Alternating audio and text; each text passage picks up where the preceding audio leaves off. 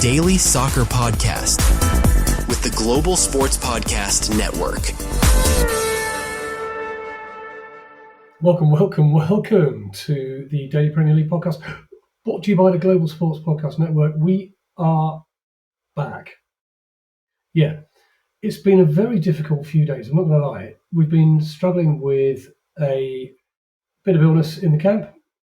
Perfectly expected to be this time of year, but everybody's voice is packed up.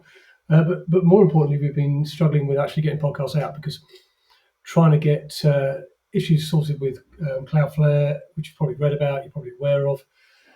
And it's been very difficult to produce and publish podcasts because of the issues we've also had through Zencastr. It's nobody's to blame. It's one of those things. It happens. I think it's all fixed now, which is good. And we're back. We're back at a game, but it feels like a long time, doesn't it? A long time since we were last here. It's only been a few days, but Premier League table looks very, very different.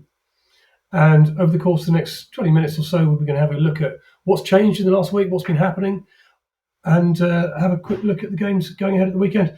Now, I said I'm a bit croaky. Everybody's a bit croaky. My name's Nick Britton. I am your host for today. We are going to start with what's happened in the last few days, because if you have a look at the Premier League table, okay, have a look at the Premier League table, and you will see that Arsenal are no longer running away with the Premier League. They are top still. They are 33 points on 15 games, but only 2 points ahead of Manchester City, who are on a bit of a spurt at the moment. Now, Haaland's not even scoring. Foden's back in the game, people. Foden is back in the game. Haaland hasn't scored in his last 3 games, and bad news for anybody like me who has him captained in your fantasy league team. I'm stopped there because I think he has, hasn't he? I'm thinking back. But he certainly didn't score. He didn't score the weekend. Anyway, Man City are on a charge. They are catching Arsenal. They play the same number of games. And in third spot, Aston Villa, who really are on a charge. Now, think back to what happened to Villa at the start of the season. The first 4 or 5 games, couldn't win a game, couldn't score a goal, were marooned in the bottom 3. Now look at them after 15 games. They've won their last 5. They're on an absolute charge. Brilliant win against Arsenal at the weekend, which we'll touch upon in a few minutes' time. Palace are back up to 4th. Their good season continues. Chelsea in 5th. A bit up and down. Sorry, a bit of a cough. Bit up and down. Last game was a draw. Previous game was defeat. Previous game was draw. And that was on the back of 2 good wins. So it looked like they were on the charge a little bit. Obviously, they had gone up to 2nd in the table and looked like they were going to give Arsenal a good run for the money. They've just dropped off. So they're on 25 points. Arsenal are on 33. So a bit of a gap there emerging. Now, down at the bottom, oh dear, Wolverhampton Wanderers still marooned on 2 points. Nothing there has changed particularly in the last few days. Last couple of games they've lost, including last night against Manchester United 4-1. There was a bit of hope, but not for long. Burnley, on a similar run of form, they've lost their last 5. They're in 19th with 10 points. Wolves with 2, Burnley with 10. West Ham dropping into the bottom 3 again with 13 points. And Forest and Leeds then come with 15. Now, Leeds they're making a little bit of a fight of it in the last couple of games. Terrific draw against Liverpool at the weekend, which was on the back of an excellent 3-1 win at home to Chelsea. So 2 good home games in a bounce. You might have not expected them to get any points out of those. Home to Chelsea, home to Liverpool. They've ended up with 4. So we'll touch on that as well as we go along. The big story, of course, in the Premier League at the moment is Mo Salah and Liverpool. Mo Salah's outburst after the Liverpool game. Now, if you really want to dig deep into this and get under the skin of it, may I please suggest that you Google, or no, not Google, or well, you can Google it, but go to Spotify where you get your podcasts or Apple and search Daily Liverpool. So that's the Global Sports Podcast Network, Daily Liverpool podcast. They have been spitting feathers over all of this, and they will no doubt, well, they have no doubt got everything to say. So they've been podcasting a lot on this. So I am unimpressed by Salah. I think his behaviour is really, really poor. I don't understand quite why he is quite clearly, a bit like we saw with Nuno earlier on, at Forest this season. He's trying to use the media to exit his way out of Liverpool, which is strange. Is this just a question of throwing his toys out of the pram? What's the motivation behind doing all of this? We don't really know, but it seems a bit odd. He has quite rightly, and I'm very glad to see being booted out of the squad for the European game tonight in Milan. So Liverpool have flown over for that, and they've got a game against Brighton at the weekend. I doubt he's going to feature in that, given everything that's happened. And then that's it. He's off to the African Cup of Nations. So he's off. And is this it? Is this the last we've seen of Mo Salah at Liverpool? Kind of feel it might be. Kind of feel the next time we see him, he'll be in the Saudi Pro League because the transfer window would have opened by then. But equally, stranger things have happened. I hope it's not. I'm not going to lie. I hope it's not, because Mo Salah's been an amazing player for Liverpool. He really has. He's been an amazing player for the English game and the English Premier League. And to end on a sour note like this is very, very, very sad. But no man is bigger than the club. And I thought what was particularly poor from him was trying to make out that just because he had played well in the past and he'd been a major player in Liverpool's success, as he undoubtedly has, that automatically earned him a right in the team. So regardless of how he has been playing, regardless of how he has been training, he thinks he deserves that spot. Now, that's not football, and no player in the world deserves an automatic starting place in the team. So I don't know why he thinks he's different to Messi or Ronaldo or anybody else. You've got to work hard, you've got to perform, and he has done neither of those things. And anybody who has seen Liverpool in the last few months since the start of the season, and indeed the back end of last season, he hasn't been performing, he hasn't been scoring, he hasn't been creating. And I think what's particularly galling, if you are watching Liverpool this season, they're struggling defensively, they are struggling in the midfield. And if you're not doing your job at the top end of the pitch, the very least you can do is go and help the rest of your teammates. So drop in, support your fullback, support your midfielders. But he's not really doing any of that either.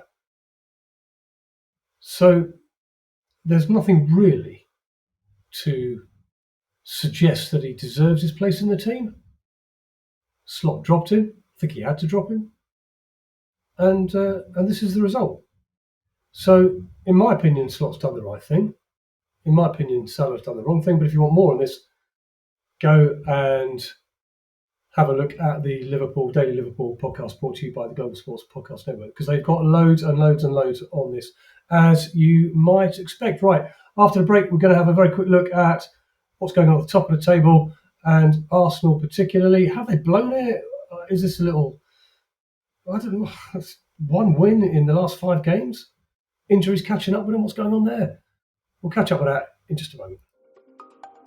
Your body is unique.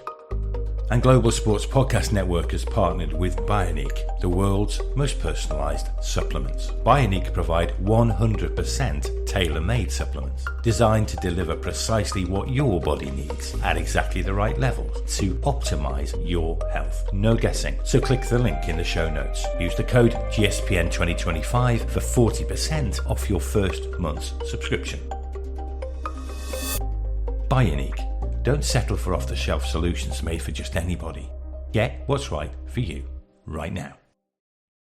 There he is, my usual co-host, Mr. Ken Davis, who's on holiday at the moment, sunning himself somewhere nice, and sounding rather, well, either sexy or sleazy. I'll leave it up to you.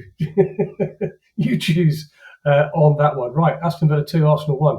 Great win for Villa, not great for Arsenal. It was a close game. You know, Arsenal, I thought, played well. Villa, I thought, played really well.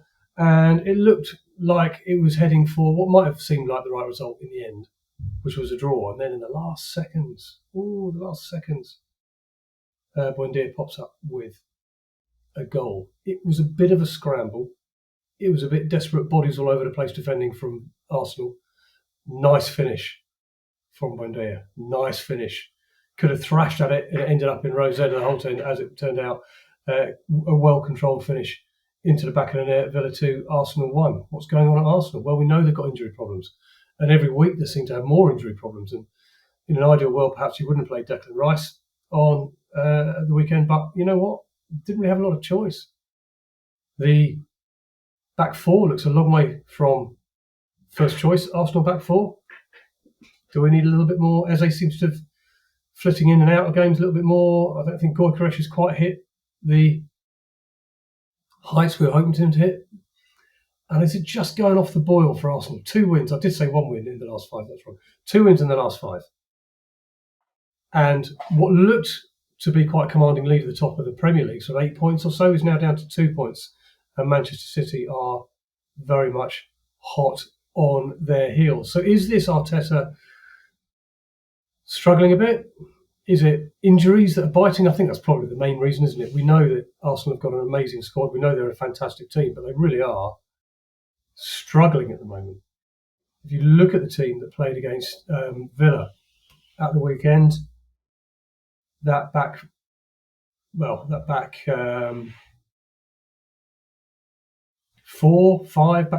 five is, Reyes in goal, that's what I'm looking at. But Calafiore has been playing at left, but Timber being forced to move into centre half, in Capi being forced to move to centre half. No Gabriel, obviously we know he's out to the new year. No Saliba. He came into the team and then immediately picked up a knock. Ben White's playing at right back. He's certainly not first choice right back. And that's having an effect. No doubt about it. That's having an effect. Marino came into the team and started doing well, but maybe tailed off a little bit. And look, they've still got an amazing team.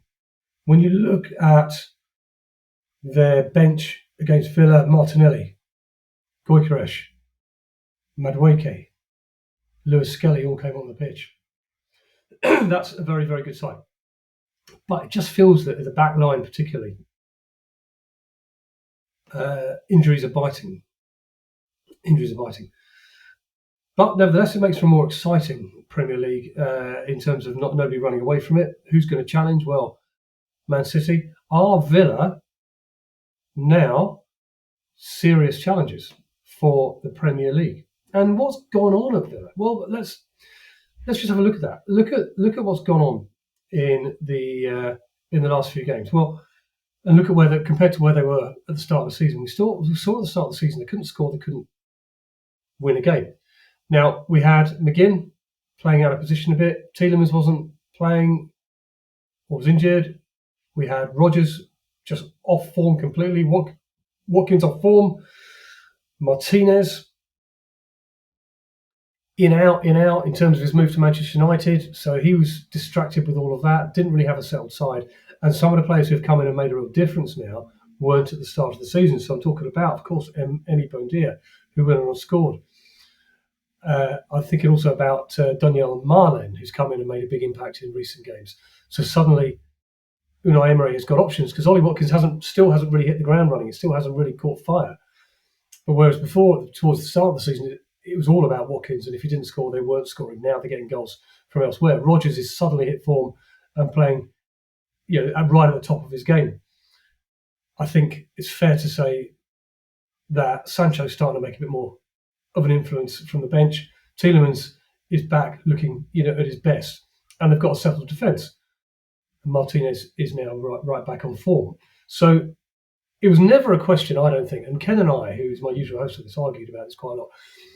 It was never a question in my mind that Villa weren't going to come good. They were always going to come good. Ken wasn't sure.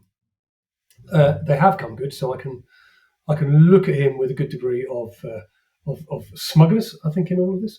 They have come good, and third in the table. So are Villa serious challengers for the league? You decide. What do you think on that? Interested to hear your thoughts as always. Palace back up to fourth. They're having a good season again. That's good to see, I think. And Chelsea, as we said, just dipping down. Last couple of games. Well, none in 3 now. No win in 3. That win against Leeds was a real surprise. And I think we've seen from Chelsea what we would always see, which is a young team. You're going to be up and down a little bit in terms of your form, in terms of your consistency. Cole Palmer's come back into the team the last couple of games. Hasn't really had the impact that we want him to have, I don't think. But there'll be that all season. I think they'll be up and down all season. Everton, they were fifth for a little bit after a very, very impressive win at the weekend over Nottingham Forest, down to 7th at the moment, but they're pushing for Europe. They're having a good season. That's good to see as well. So the top of the table, it's tight. Arsenal 31, Arsenal 33, Man City 31 are your top two. Villa on 30, so they're within a win of going top of the Premier League. Then a little gap of 4 points to Palace. Now, Palace in 4th on 26, Brighton and Sunderland and Liverpool are all only 3 points behind. And they're in 8th, 9th and 10th. So there's only 3 points separating 10th place Liverpool and 4th place Crystal Palace. And in between that, you've got Chelsea 25, Man United 25 and Everton 24. It's so tight. It's so tight. Even down, I would say, to Newcastle in 12th. So under the fold, bottom half of the table, Newcastle in 12th on 22 points are only 3 points away from a European place in the Europa League, i.e. 5th place. This table is nuts. It is crackers. Okay.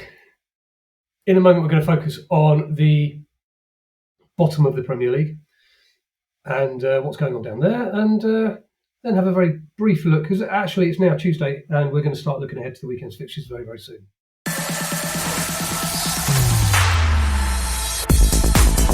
Your daily soccer podcast with the Global Sports Podcast Network.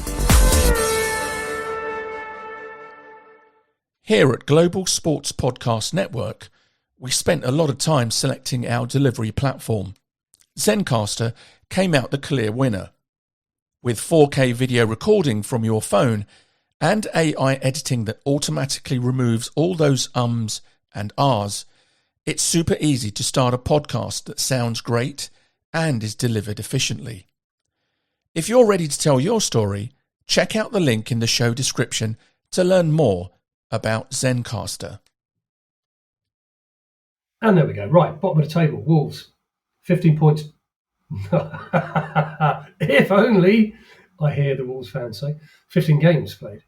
2 points, no wins, 13 defeats, 2 draws. Pathetic.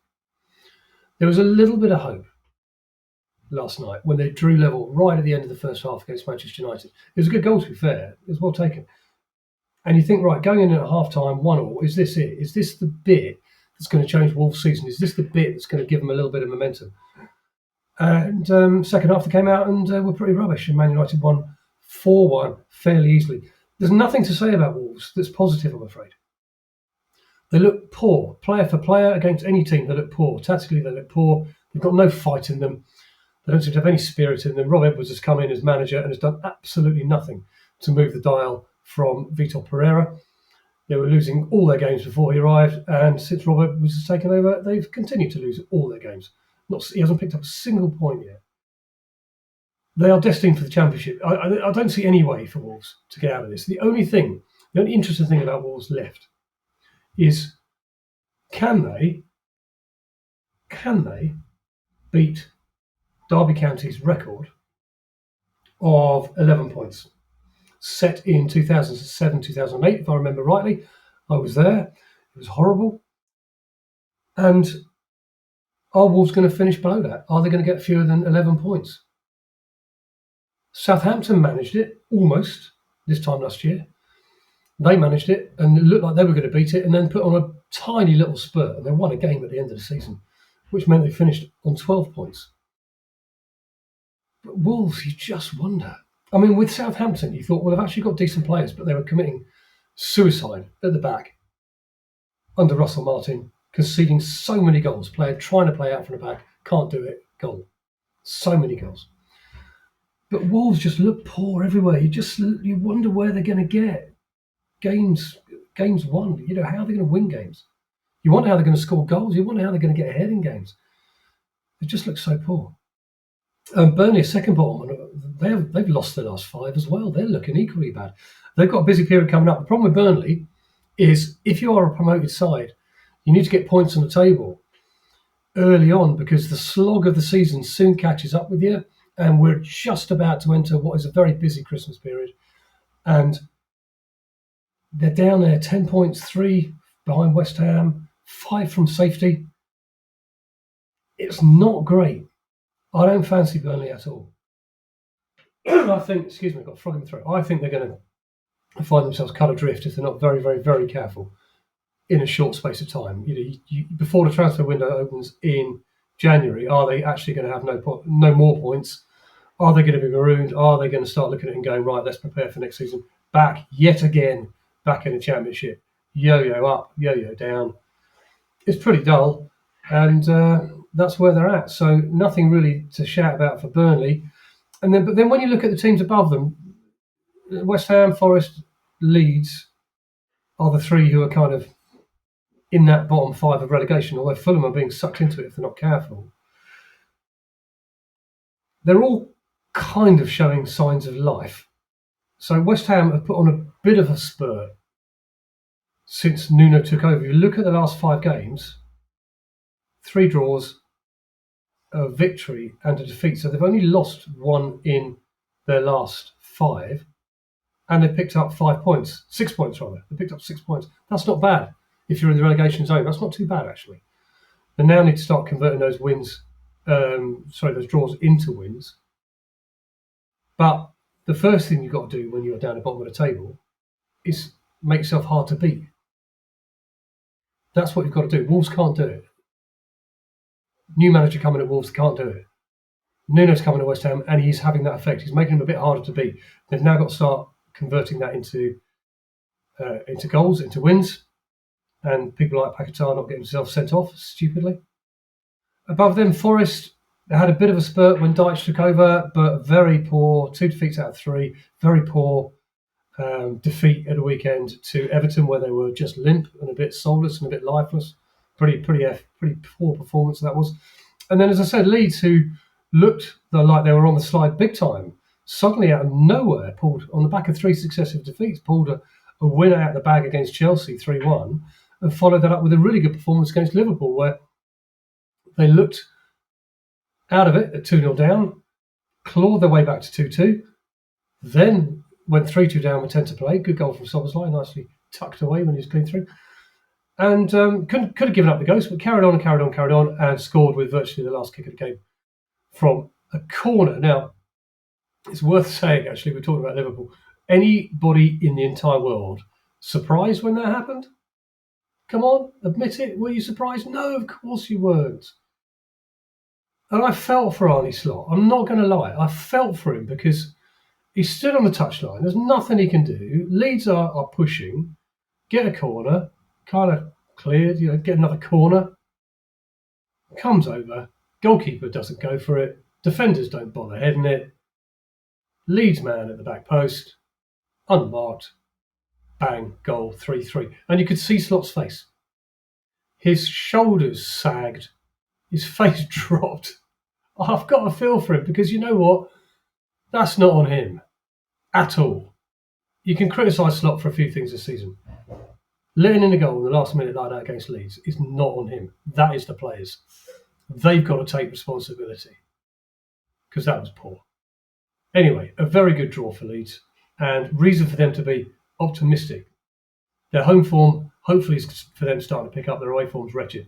They've got to improve. So that's what's going on at the back end of the bottom, if you like, of the table. And we're going to finish the podcast. It's disappeared from my screen, but we're going to finish the podcast with a look at what's going on at the weekend because it's soon be time to preview all the Premier League games this weekend. So we've got Chelsea versus Everton on Saturday, 3 o'clock. 2 3 o'clock games on Saturday. Chelsea versus Everton, Liverpool versus Brighton. Will Salah be in? Will Salah be out? I think we know the answer to that, but Slot could spring a surprise. Then the 5:30 game, Burnley v Fulham, and 8 o'clock, Arsenal v Wolves. Is this the game where Wolves are going to turn it around?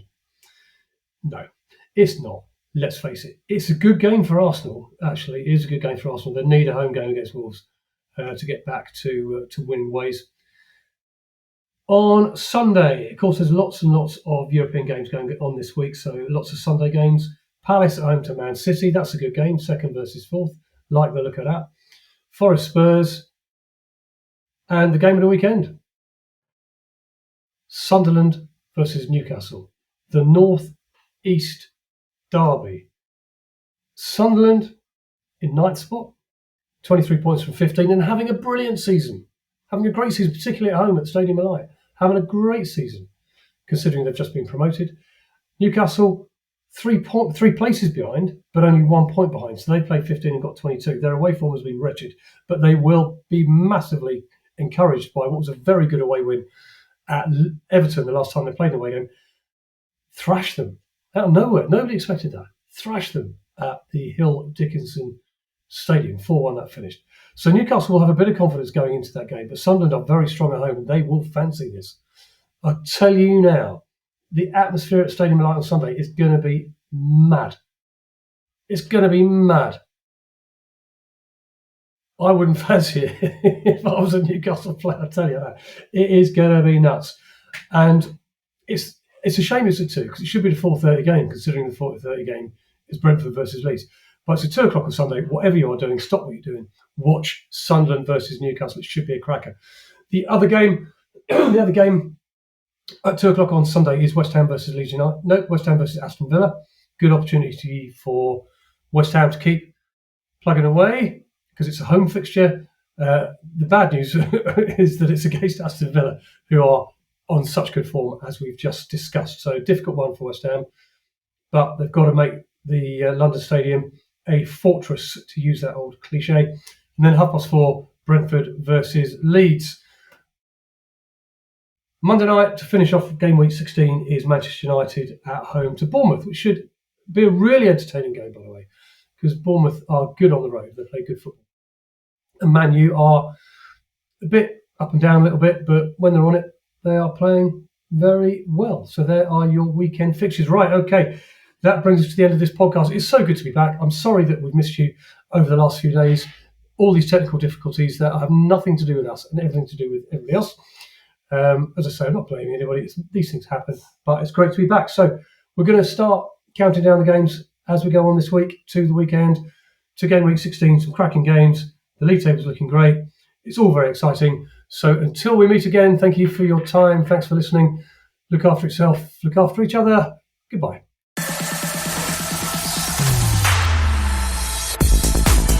Your daily soccer podcast with the Global Sports Podcast Network.